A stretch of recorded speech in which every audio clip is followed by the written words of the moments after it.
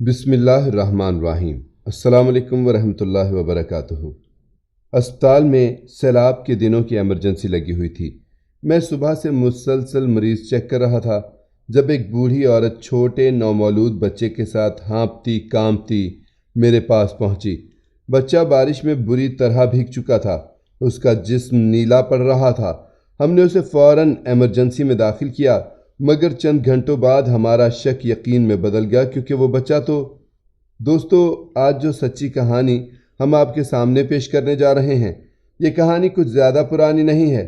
انہی سیلاب کے دنوں میں پیش آنے والا یہ ایک سچا واقعہ ہے جو ایک ڈاکٹر بھائی نے ہمیں اپنی زبانی سنایا۔ آئیے یہ قصہ انہی کی زبانی سنتے ہیں۔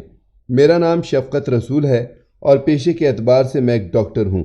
جس ہسپتال میں ڈیوٹی کر رہا ہوں، یہاں ڈیوٹی کرتے ہوئے مجھے کم و بیش 10 سال گزر چکے ہیں۔ ایک ڈاکٹر ہونے کے ناطے صبح و شام مریضوں کو دیکھنا، مختلف طرح کے لوگوں سے ملنا اور لوگوں کی دلجوئی کرنا میرا معمول کا کام تھا، اور ایسے واقعات دیکھنا اور حادثات کو دیکھنا بھی روزمرہ روٹین کا حصہ بن چکا تھا، جن کو دیکھتے ہوئے لوگوں کے دل کانپ جاتے ہیں، لوگوں کی آنکھوں میں آنسو آ جاتے ہیں، اور جن کو لوگ دیکھ نہیں پاتے۔ ہمارے لیے اس طرح کے واقعات کو دیکھنا روز کے معمول کا حصہ بن چکا تھا۔ کچھ غیر معمولی واقعات بھی پیش آتے ہیں، کچھ یاد رہ جاتے ہیں، کچھ ذہن سے محو ہو جاتے ہیں، مگر آج جو واقعہ میں آپ کے سامنے پیش کرنے جا رہا ہوں، یہ کیونکہ چند دن پہلے پیش آیا، اسی لیے میری یادداشت میں محفوظ ہے۔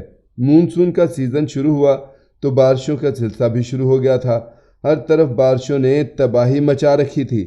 یہی بارش جو ہمارے کھیتوں اور کھلیانوں کے لیے نعمت ثابت ہو سکتی ہے، جو ہمارے ڈیموں اور دریاؤں کے لیے ایک ذخیرہ ثابت ہو سکتی ہے، مگر اس وقت وہی پانی عوام کے لیے عذاب الہی بنا ہوا تھا، کیونکہ بدقسمتی سے ہمارے ملک میں اس پانی کو محفوظ کرنے کا کوئی انتظام نہیں ہے، اور بارشوں نے تو جو تباہی مچا رکھی تھی وہ ایک طرف، دوسری طرف انڈیا میں بھی بارشوں سے یہی تباہی ہر طرف بپا تھی، اور وہاں سے آنے والے پانی نے سیلاب کی شکل اختیار کر لی، اور سیلاب کی صورت میں اب تمام اسپتالوں میں ایمرجنسی نافذ کر دی گئی تھی۔ پہلے جو ڈیوٹی 10 یا 12 گھنٹے کی تھی، اب وہ 14 یا 17 گھنٹے کی کرنی پڑتی تھی۔ مگر وہ کہتے ہیں نا کہ مشکل وقت میں ہم مسلمان ایک دوسرے کے ساتھ ڈٹ کر کھڑے ہو جاتے ہیں۔ ایسی صورتحال میں گھبراتے یا پیچھے ہٹنے کے بجائے اللہ تعالیٰ ہمیں مزید ہمت اور طاقت عطا کر دیتا ہے۔ ایسی ہمت اور طاقت اللہ نے مجھے بھی عطا کر رکھی تھی۔ میں 17 گھنٹے کی مسلسل ڈیوٹی کر رہا تھا، اور بعض اوقات تو اپنے کھانے پینے کا ہوش بھی نہیں رہتا تھا۔ وہ بھی ایسا ہی ایک دن تھا۔ صبح سے بارش ہو رہی تھی اور میں اسپتال میں بیٹھا تھا، مسلسل مریضوں کا چیک اپ کر رہا تھا۔ ہر طرف ایک افراتفری کا عالم تھا۔ میں نے ایک عورت کا چیک اپ کیا، اسے دوا لکھ کر دی، تبھی میری نظر اس عورت سے پیچھے بیٹھی ایک بزرگ خاتون پر پڑی۔ اس کے چہرے پر پریشانی کے آثار پھیلے ہوئے تھے، اور اس نے شاید کسی بچے کو سینے سے لگا رکھا تھا، کیونکہ اس کے اوپر بوڑھی عورت نے چادر اوڑھ رکھی تھی۔ میرے پاس جو مریضہ بیٹھی تھی وہ اپنی دوا لے کر اٹھ چکی تھی۔ تبھی میں نے اس بزرگ خاتون کو آواز دی۔ میں نے کہا، اماں آپ آگے آ جائیے۔ وہ عورت اٹھی اور کانپتی ہوئی میرے پاس پڑی کرسی پر آ کر بیٹھ گئی۔ میں نے کہا، جی فرمائیے اماں، کیا بات ہے؟ تبھی اس نے اپنی چادر اٹھائی اور اپنے بازوؤں میں پکڑے ہوئے ایک بچے کو میری طرف بڑھایا اور کہنے لگی، ڈاکٹر صاحب اسے چیک کر لیں۔ میں نے بچے کے ارد گرد لپٹے ہوئے کمبل کو پیچھے کیا اور اسے چیک کرنا شروع کیا۔ وہ ایک خوبصورت سی بچی تھی۔ یوں محسوس ہو رہا تھا کہ جیسے ابھی چند گھنٹے پہلے ہی اس کی پیدائش ہوئی ہے، لیکن اس کی رنگت نیلی پڑ رہی تھی۔ کمبل وغیرہ اس کے ارد گرد لپیٹے گئے تھے، جو کپڑے تھے وہ گیلے ہو چکے تھے۔ شاید اماں اسے پیدل یہاں تک لے کر آئی تھی، کیونکہ باہر مسلسل بارش ہو رہی تھی۔ میں نے کہا، اماں یہ بارش سے گیلی ہے؟ اماں نے کہا، ہاں بیٹا۔ میں نے فوراً نرس کو آواز دے کر کہا کہ بچی کے ارد گرد سے گیلے کپڑے اتارے جائیں اور اس کے ٹیمپریچر کو نارمل کیا جائے۔ میں نے بچی کے لیے 1-2 انجیکشن لکھے۔ میں نے کہا، اماں یہ کون ہے؟ اماں نے ہکلاتے ہوئے کہا، یہ میری نواسی ہے بیٹا۔ میں نے کہا، اس کی ماں کدھر ہے؟ اماں نے جواب دیا، بیٹا اس کا بڑا آپریشن ہوا ہے، وہ گھر پر ہے، اسی لیے اسے میں لے کر آئی ہوں۔ میں نے بچی کو ایمرجنسی میں داخل کر لیا۔ اس کا علاج شروع ہو چکا تھا۔ अम्मा भी अब मेरे पास से उठकर अंदर वार्ड में जा चुकी थीं। कुछ देर बाद जब मरीज़ों का रश कम हुआ तो मैंने वार्ड का रुख किया ताकि मैं राउंड लगाकर तमाम मरीज़ों पर एक नज़र डालूं जिनका इलाज जारी था। किसी की ड्रिप लगी हुई थी, किसी को इंजेक्शन लगना था, किसी का ब्लड प्रेशर चेक करना था। तभी मेरी नज़र उन अम्मा पर पड़ी तो मुझे उस बच्ची का ख्याल आया। मैं एमरजेंसी रूम की तरफ गया। मैंने उस बच्ची का एक बार फिर से चेकअप किया। अब वो काफ़ी हद तक बेहतर थी, मगर अब भी उसका सीना वज़नी महसूस हो रहा था। उसे सांस अटक अटक कर आ रहा था, यानी अभी उसे यहाँ रखने की ज़रूरत थी। जब मैं एमरजेंसी रूम से निकला तो अम्मा ने मुझे पूछा, बेटा बच्ची का क्या हाल है, क्या वो ठीक है? मैंने कहा, अम्मा वो ठीक है, मगर अभी उसे अंडर ऑब्जर्वेशन रखने की ज़रूरत है। आप परेशान ना हों, कल तक आपको छुट्टी मिल जाएगी। थोड़ी देर बाद जब बच्ची ने रोना शुरू किया तो नर्स ने अम्मा से पूछा कि अम्मा आप बच्ची का कोई दूध या फीडर वगैरह साथ लेकर आई हैं? अम्मा ने फ़ौरन नफ़ी में सर हिला दिया। कहने लगी, नहीं, मैं तो साथ कुछ भी नहीं लेकर आई। नर्स को इस बात पर हैरत तो हुई, लेकिन उसने दूध का डब्बा और फीडर मंगवाया। हमने अम्मा से कहा कि आप मेडिकल स्टोर पर जाएं और ये चीज़ें ले आएं। जवाब में अम्मा ने कहा, मेरे पास तो बेटा पैसे ही नहीं हैं। हम हैरत से उनकी तरफ देखने लगे। हमने कहा, अम्मा जब आप बच्चे को लेकर अस्पताल आ रही थीं तो आपको अपने पास रकम भी रखनी चाहिए थी, आप पैसे क्यों नहीं लेकर आईं? वो खामोश थी। खैर, मैंने नर्स से कहा कि तुम चीज़ें मंगवा लो, बिल मैं अदा कर दूंगा। नर्स ने मेडिकल स्टोर से दूध का डब्बा और फीडर मंगवाया, बच्चे को दूध बना कर दिया। मेडिकल स्टोर का ये बिल तो मैंने अदा कर दिया, लेकिन मुझे अम्मा कुछ मशकूक सी नज़र आने लगी थी। एक तो उनके चेहरे पर वैसे ही परेशानी फैली हुई थी। कभी वो उठकर अंदर चली जाती, कभी वो उठकर बाहर चली जाती, कभी अस्पताल के दरवाजे तक जाती और चारों तरफ देखने लगती। दूसरा, वो बच्ची को अकेली लेकर आई थी। एक दिन की बच्ची, बल्कि शायद चंद घंटों की। उसकी माँ उसके साथ नहीं थी। अम्मा का कहना था कि वो उसकी नवासी है, जबकि अम्मा के पास ना कोई पर्स था, ना पैसे थे, ना बच्ची के लिए दूध या फीडर का इंतज़ाम था, ना ही उसके कोई कपड़े थे। अचानक मेरे दिल में ख्याल आया कि कहीं अम्मा ये बच्ची कहीं से चोरी तो नहीं करके लाई। और फिर जैसे जैसे वक्त गुजरता जा रहा था, मेरे दिल में मौजूद इस ख्याल को तक़वियत मिल रही थी कि यकीनन कोई ना कोई गड़बड़ तो है। वो सारा दिन गुजर गया, रात गुजर गई, अगला दिन तुलू हुआ, लेकिन अम्मा के पीछे अब तक कोई नहीं आया था। आखिर बच्ची का बाप भी होगा, माँ के घर वाले होंगे, लेकिन क्या एक नौमौलूद बच्चे को एक बुजुर्ग खातून के साथ अकेले अस्पताल भेज दिया जाए और पीछे कोई खैर खबर लेने वाला भी नहीं होगा? और फिर अम्मा की एक और हरकत ने मुझे बुरी तरह उलझन में डाल दिया। वो ये थी कि अम्मा कुछ देर बाद मेरे पास आई और बड़ी बेचैनी से, आंखों में इस्तराब लिए मुंह से एक सवाल करती, बेटा हमें कब तक छुट्टी मिल जाएगी? आखिर उन्हें इतनी जल्दी किस बात की थी? उनकी इस हरकत ने मुझे और भी बेचैन कर दिया और परेशान कर दिया था। मैंने अपने इस खदशे का इजहार वहाँ मौजूद नर्स से किया कि ना जाने क्यों मेरे दिल में ये ख्याल आ रहा है कि कहीं अम्मा ये बच्ची कहीं से चुरा कर तो नहीं लाई।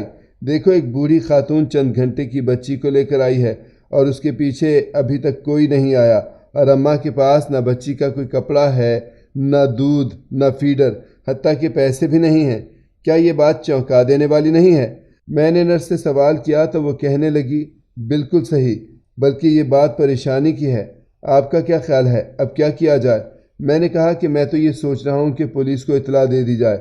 आज दोपहर तक जब बच्ची की हालत बिल्कुल नॉर्मल थी, हम उसे छुट्टी दे सकते थे, मगर मैंने और वहाँ मौजूद नर्स ने यह फैसला किया कि ऐसा करते हैं कि बच्ची को आज की रात भी यहाँ पर रखते हैं ताकि मज़ीद इस मामले पर गौर व फिक्र किया जाए और किसी और डॉक्टर से मशवरा भी कर लेते हैं।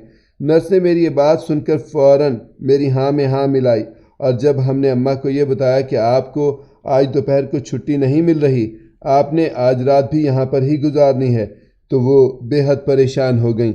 हमने कहा कि अम्मा आप ऐसा करें, अपने घर फ़ोन करके इतला कर दें, अपनी बेटी को बता दें कि आज रात भी रुकना पड़ेगा।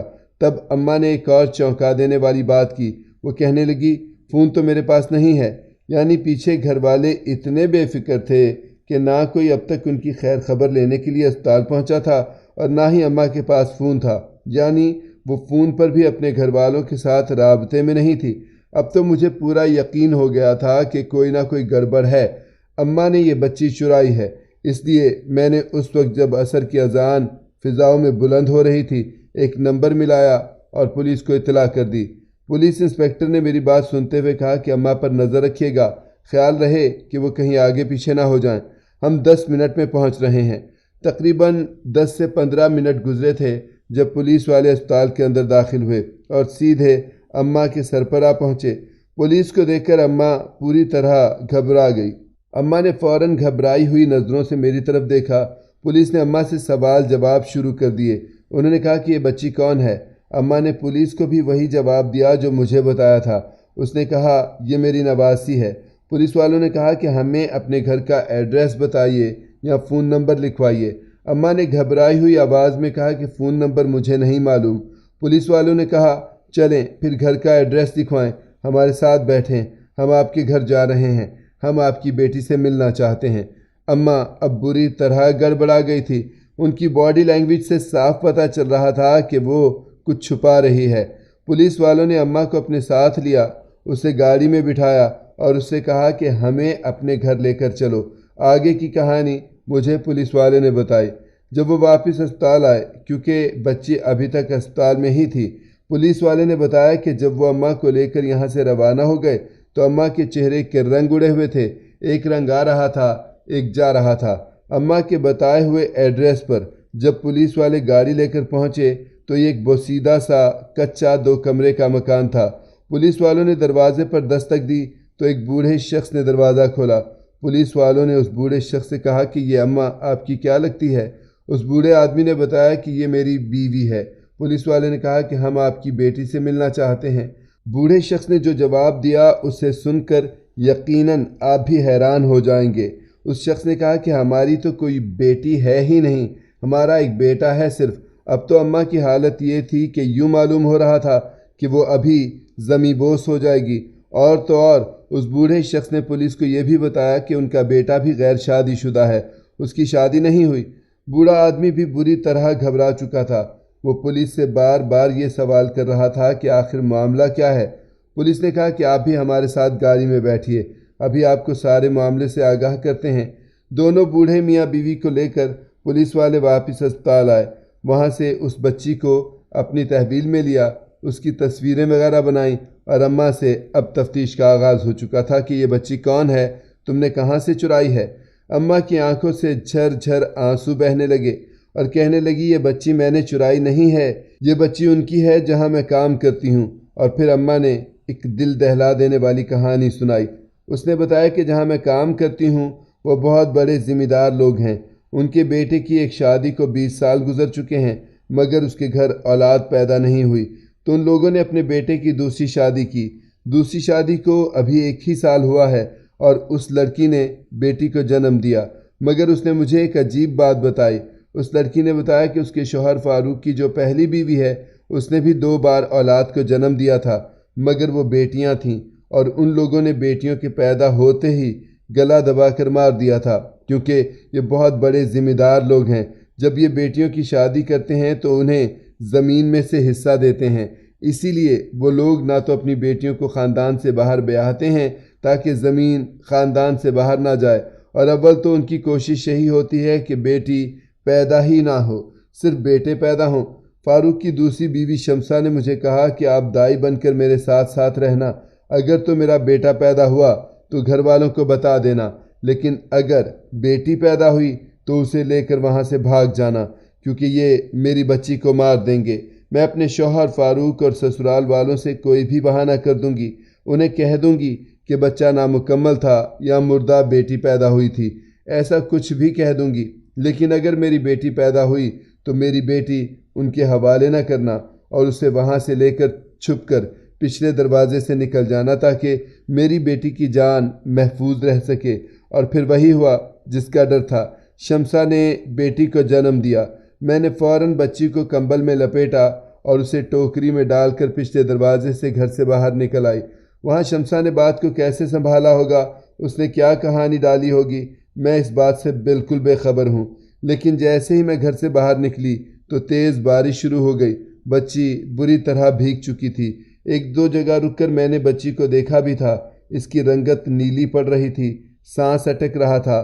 میں ڈر گئی تھی، اس لیے میں نے اسے ٹوکری سے نکالا اور اپنے سینے سے لگا لیا اور سیدھی ہسپتال چلی آئی۔ مگر میں قسم اٹھا کر کہتی ہوں صاحب جی، یہ بچی میں نے چرائی نہیں ہے۔ شمسہ بی بی نے خود اپنی بچی میرے حوالے کی ہے۔ انہوں نے کہا تھا کہ میں تم سے خود رابطہ کر لوں گی، لیکن تم میری بچی کو لے کر کہیں دور چلی جانا۔ صاحب جی، میں نے تو اپنی طرف سے بی بی جی کی مدد کرنے کی کوشش کی تھی۔ ہم ڈاکٹرز اور پولیس والے یہ ساری کہانی سن کر حیرت میں مبتلا تھے۔ پولیس والوں کا کہنا تھا کہ آپ شمسہ کے گھر والوں سے یعنی فاروق سے رابطہ کرنا اب بہت ضروری ہو گیا ہے۔ وہ ایک گناہ کر رہے ہیں، ایک جرم سر انجام دے رہے ہیں، انہیں اس چیز کی سزا ملنی چاہیے۔ لیکن اماں، جن کا نام رشیدہ تھا، وہ بہت خوفزدہ تھی۔